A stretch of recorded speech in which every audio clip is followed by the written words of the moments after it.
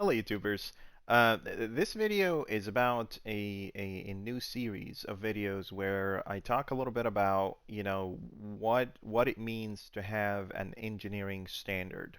When I say an engineering standard, I basically focus on all the practices and guidelines that govern the entire pipeline of, an engineering team from a development, design, and deployment standpoint, but also govern some of the practices that the team takes on when it comes to, how we pair program, how we're gonna, tackle particular issues, when a defect comes in, how do we handle that? So the standard is what I call a set of practices and guidelines that basically ensure a particular engineering team can actually hit their goals, while maximizing their engineering experience and their growth as a main goal. So, in other words, when we talk about engineering standards and guidelines, we basically talk about a systematic attempt to integrate innovation and improve the engineering experience as a main goal. So the product of the standard is for you as an engineer to actually enjoy the process and to, your growth and your relationships with the other engineers and all of these things become a fundamental part of the product of that standard, right? Along the way, only as a side effect comes in all the little things like, an efficient team that can actually get the delivery of the project. Like I always say, the main goal of any project I work on is to maximize your experience and to make sure that you're a happy engineer.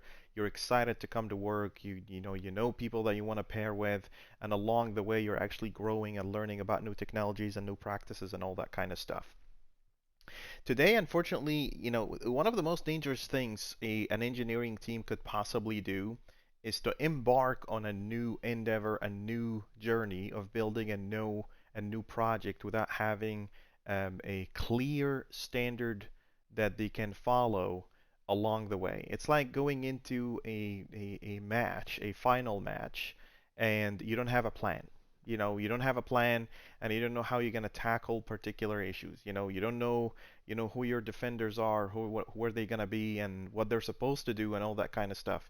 The standard guarantees that these set of practices and rules will ensure that you're actually growing and having fun, but at the same time, it'll ensure that you go from point A to point B, whatever that point B is to you, without actually having to be lost into what should be done and how we're going to do it and all that kind of stuff. You get these few things out of the standard if you follow it. You get an amazing engineering experience. You're learning and growing every day. You get full ownership of the work that you're doing because part of the standard is the practices, how you actually tackle problems and how you take ownership over particular issues. You get an amazing social activity because it actually focuses more into bringing the team together than just creating a bunch of saviors and heroes, right? So the standard tries to tackle the issue where one engineer knows about everything and the rest of the engineers are not really aware of some certain parts of the system, and every time that system falls down, you have to go to that savior, Mr. Sam, like I call it, the savior architectural model, which is a savior that actually Mr. Sam, the one that knows everything and nobody else doesn't know anything. It actually encapsulates and integrates the idea of a best practice, pair programming. You have to, spread the knowledge, makes it part of your day-to-day work, not just a fun tech leveling session at the end of the week that people go and say, oh, look, I learned about this new thing. It's actually systematic on day-to-day process. There's many other things that follow that, like pure coding, pure pair programming, PR's first approach. PR's first meaning, you drop everything that you're doing and just go look at the PR that, your colleague just opened up, so you can unblock them and then move on with your day. Okay, so we need an engineering standard.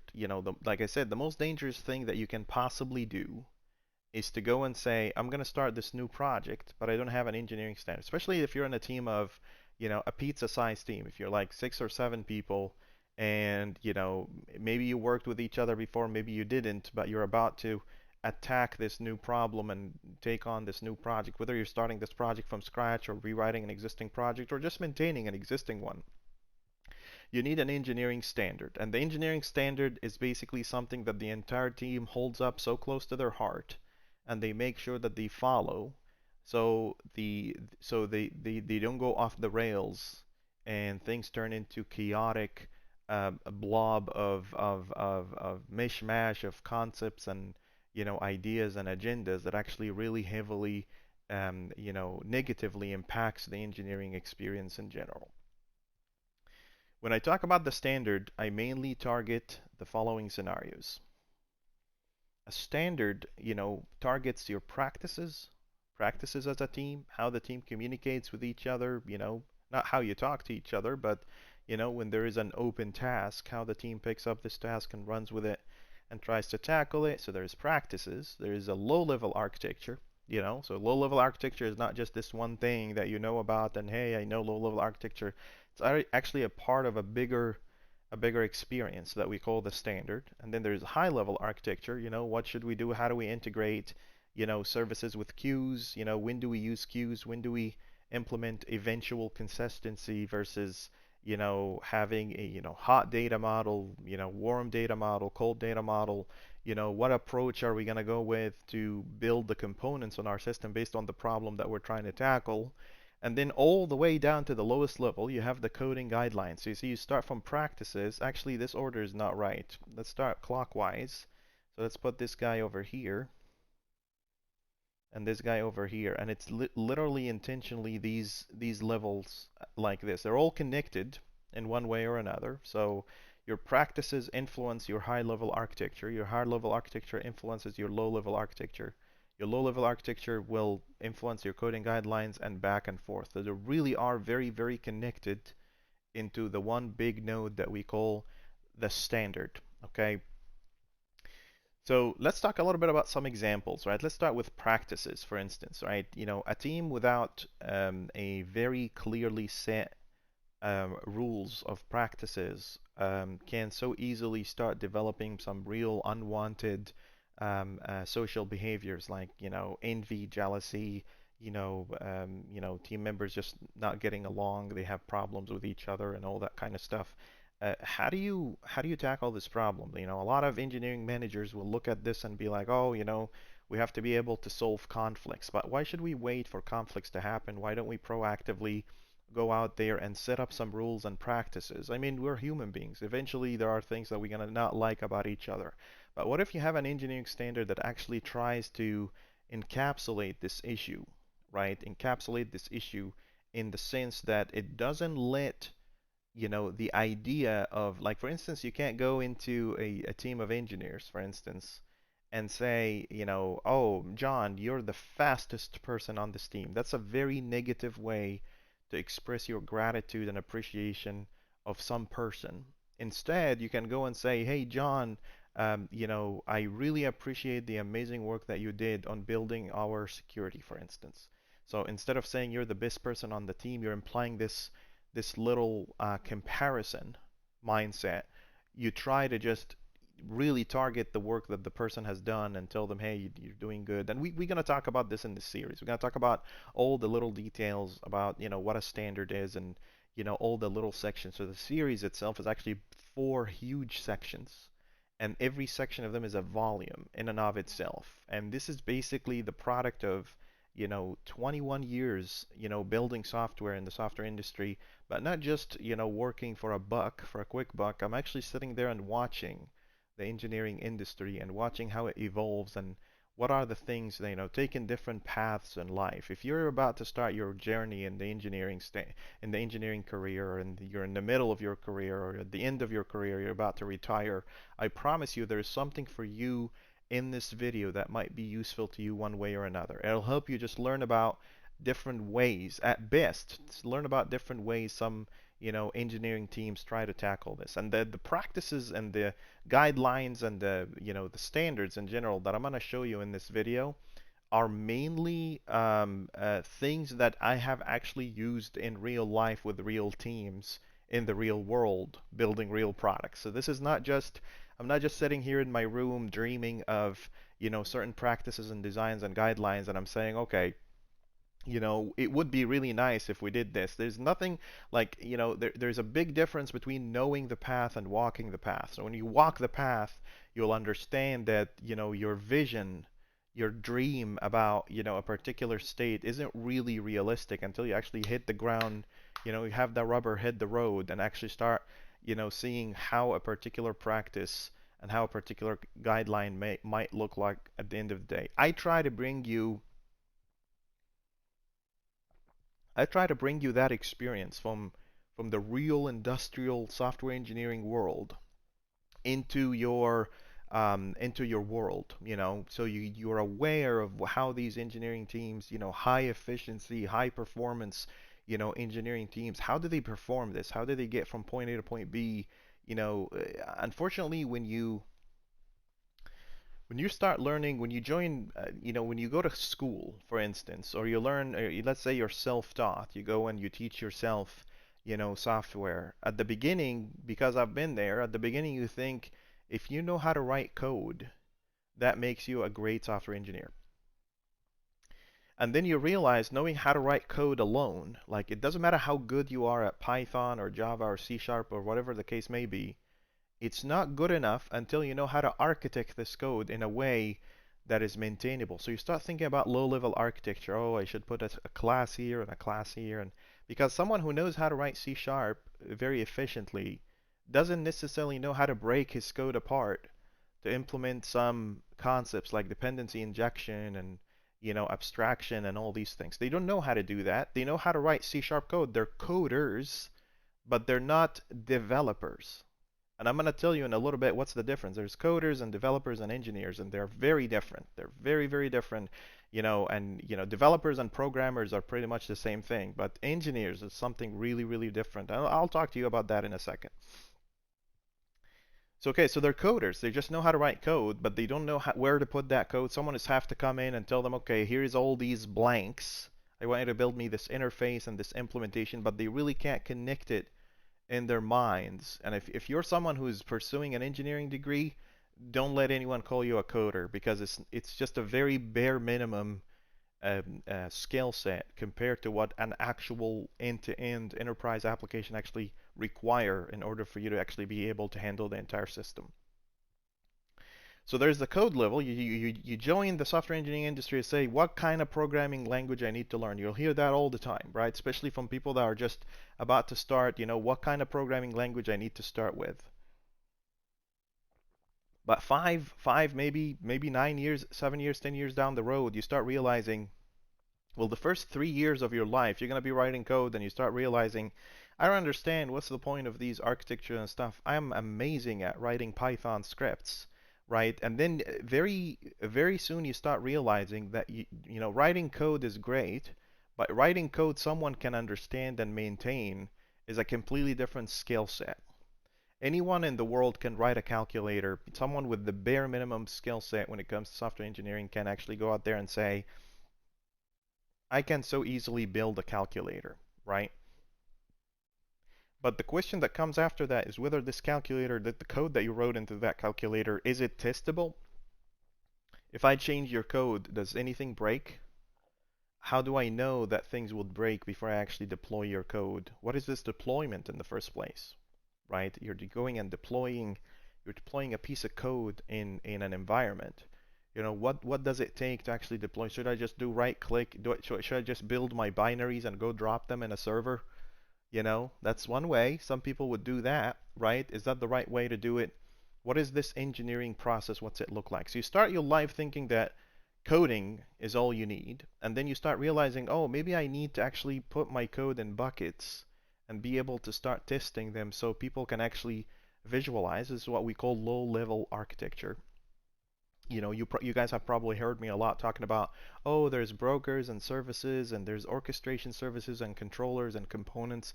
All my series for the most part, it will be talking about, some of that low-level architecture stuff. But low-level architecture is great, but they're very limited by the scope that you're in. So once you start learning about low-level architecture, oh, there's dependency injection, and there's solid principles, and there's abstraction and all that kind of stuff. You start thinking, oh, I know everything then.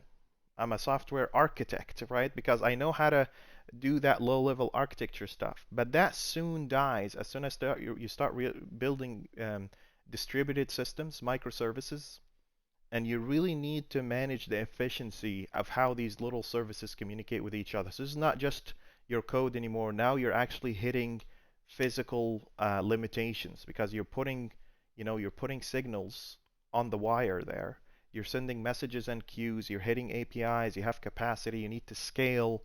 Is this the most efficient way to actually move the data around, especially in a distributed system? If you're building a monolithic application, being a software architect is almost, high-level software architect is almost, useless because it's one big blob and everything is happening inside. So all what you really need is low-level architecture.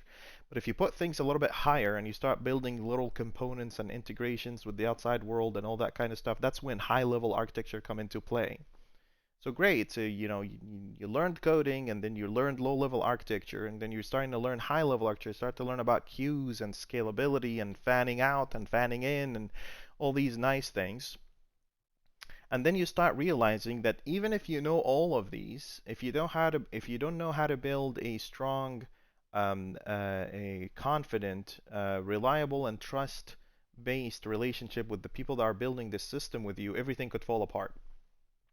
Because believe it or not, engineers are a very important aspect of any successful software project. If you treat engineers badly and if they're not happy with what they're doing, your project will fail, even if you write 1,000, 100,000 pages of standards.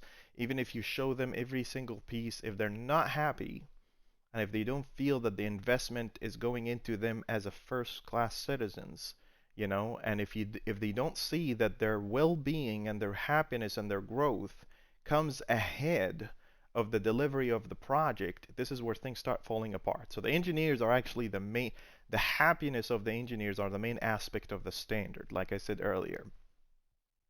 Well, then you need a bunch of practices that govern that. For instance, let's say we are a team of 10 people, right?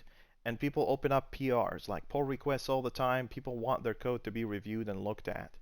It is mandatory that you leave everything in your hand and go look at the PR. It doesn't matter how important what you're working on is. You're in a pairing session with someone, right? And you guys are working on something. Drop everything in your hand and just go look at that PR. Why is that? Even from an engineering standpoint, this person that opened up the PR probably has a blocker. In order for that PR to get merged, they won't be able to pick up the next task and continue building the rest of the application until that PR is reviewed.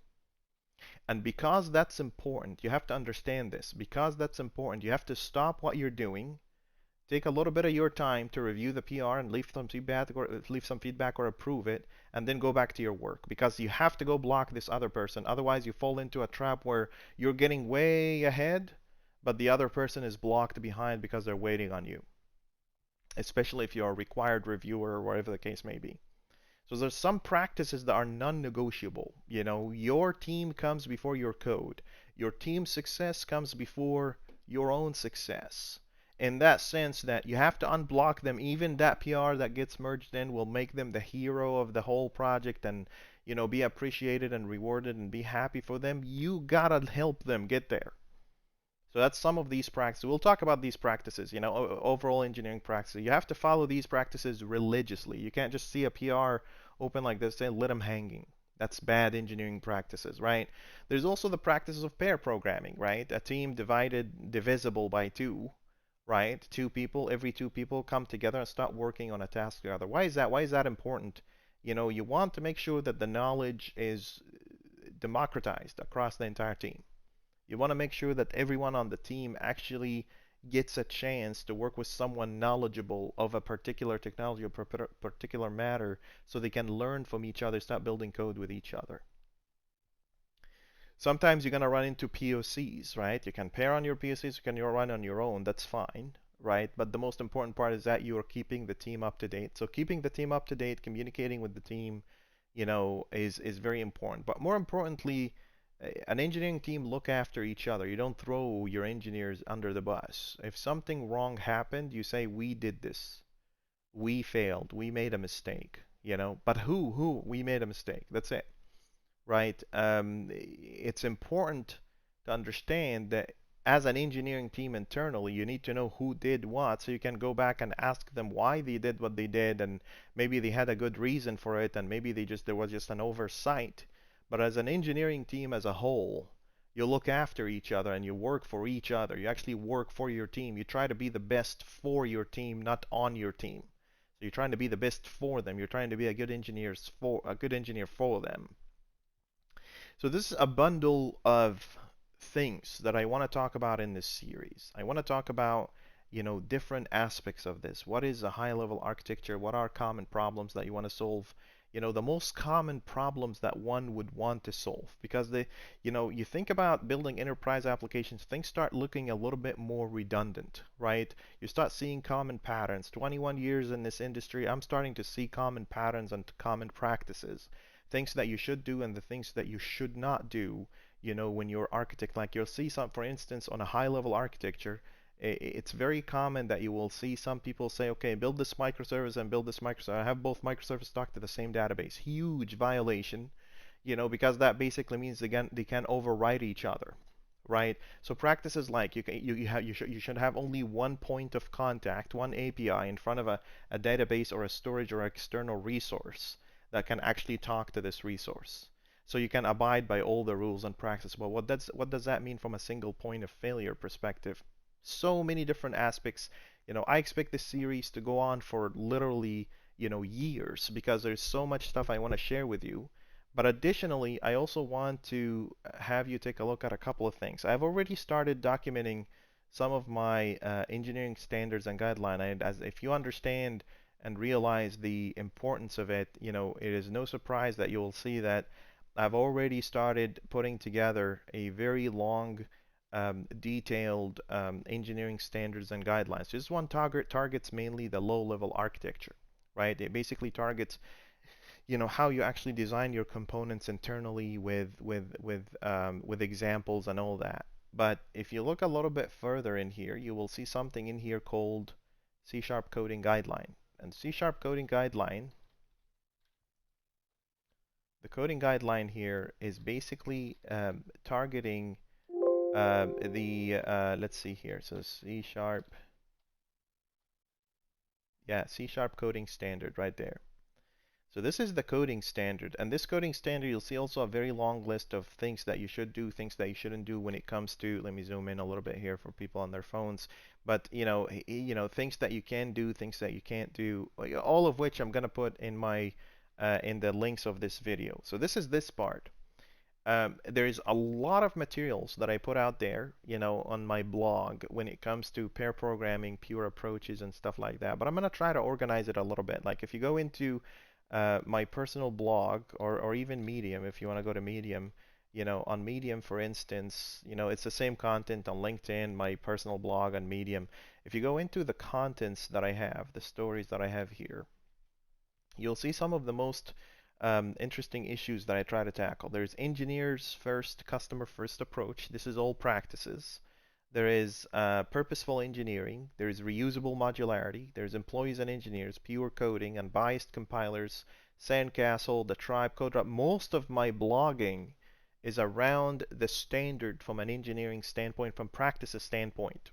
Okay, so these are practices that you should follow. Like for instance, when I go and talk about pure coding, what does that mean? It means that when you're writing code, you should commit it and you should pair with someone. I try to give you some examples here down the road.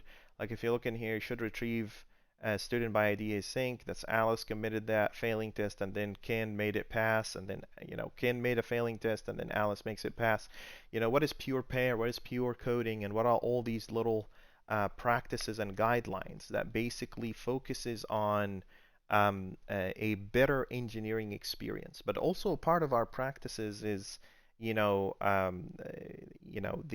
adaptation, immediate adaptation, something that I call take radar. So you basically have your spider senses on and you're looking at the latest and greatest technology and technologies out there. So .NET 5 came out, we adapted it. Blazor came out like 2 years ago, and there was absolutely almost no third-party support for it, and we started adapting it and working with it and trying to incorporate it into our systems. And you grow with the technology. When a new technology comes out, you're making the biggest investment in your engineering team because you're basically focusing on making sure that if this technology flourishes and becomes a very high demand technology, that your engineering team have heard it on your team first. They heard about this technology first, they used it first. Now they have this huge set of skills that they have outside of the project that they're working on, where they know Blazor, they know Entity Framework, they know, about pipelines, they know about all of these different practices and engineering guidelines. And then the last thing that, I haven't talked about very often, but it's part of the things, like for instance, you'll see some of my YouTube videos, they talk about, eventual events, or scheduled events. This is a high-level architecture approach. I don't really talk about that much, but I'm hoping that this series will be a reason for me to start putting that. So there's these four aspects of engineering standards, right? Practices, how you write your user stories, when you have user stories, when you're getting a product and you want to start the communication, how do you communicate with your client? How do you write your user stories? How you adapt these user stories into the engineering team and actually start working with it? How engineering team communicate with each other? There's so much stuff that I want to share with you, and unfortunately, there's so little time. And I'm going to try to do my very best to share with you as much as I can. If stay posted, feel free to reach out and ask questions. I can actually show you what it's like to build an entire product end to end, and I hope that I'm doing my very best. I hope that I'm helping you out here, just getting at least a different perspective of how software is being built. Like I said before, software engineering is a very, very, very special skill set. It allows you to be in everyone's pocket, on everyone's phone, and everyone's TV, and everyone's gaming platform. You're everywhere and you're nowhere at the same time, because your code is just a part of you. So when you solve a problem in a particular way, that's how you would personally solve that problem. You just translated it into code. You mirrored your thoughts into that code. And what I'm trying to help you understand here, because we're embarking on an age and time where software is going to be a fundamental skill set, for any person out there to actually know how to interact and speak in a world that is governed and run mainly by software. It's really, really, really important that you have a standard and guideline and practices, so you can containerize this flood of information and this this plethora of data that is out there, into something that makes sense, that will take you from point A to point B. There are so many schools of thoughts out there. There are so many different practices, patterns, technologies, SDKs, programming languages, so many of them. I'm trying to give you my own school of thought, my own interpretation of these practices, which worked out for me, and I hope it works out for you. So I look forward to put more into this series. Thank you so much for watching, and I'll see you in another video. Thank you.